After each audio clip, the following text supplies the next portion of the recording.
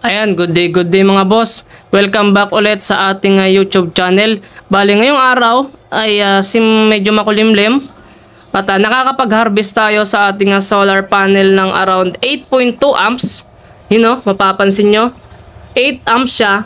Pero yung input ng solar panel nasa 6 amps lang, 17 volts. So yun yung sinasabi na efficient talaga ang MPPT Solar Charge Controller. Bali gumamit tayo ng LEJOY na step down 400 watts.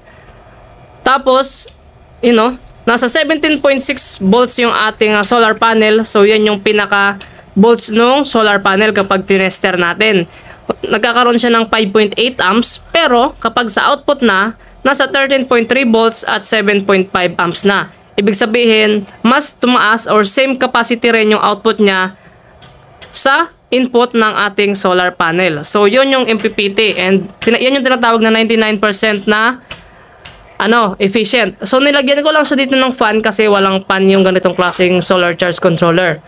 So, nilagyan ko siya ng fan na 5 volts lang para hindi ganon kalakas kasi 18 volts yung nito. So, 5 to 18 volts naman yung ganitong klaseng pan. Bali, naglagay lang tayo dito ng mga breakers, input, output, sa papuntang battery and breaker para sa AC or alternating current from the inverter.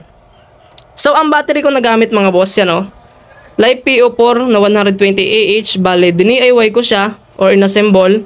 Meron yang BMS at active balancer. So, gumamit tayo dito ng Dali BMS.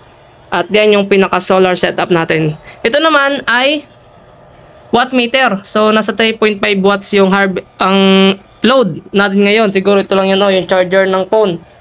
So, ganun lang kasimple. Meron tayo dito LVD or low voltage disconnect para naman sa inverter natin. Kasi walang LVD yung ganitong klaseng solar charge controller unlike sa PWM. Pero maganda naman kapag nagcha-charge tayo kasi efficient yan. So, kadalasan na may mga solar setup, ganyan yung ginagamit. Yan At ngayon, ipapakita ko sa inyo kung gaano kalaking solar panel yung ginagamit ko sa taas. Yan mga boss, dito na tayo ngayon sa bubungan namin. Bale, ito lahat yung solar panels. Hindi to kasama, itong tatlo na to. Hindi to kasama sa setup kasi nasa kwarto to ni mama nakalagay.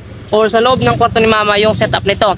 Yung dun lang, yan, tapos ito, yan yung sinet up ko.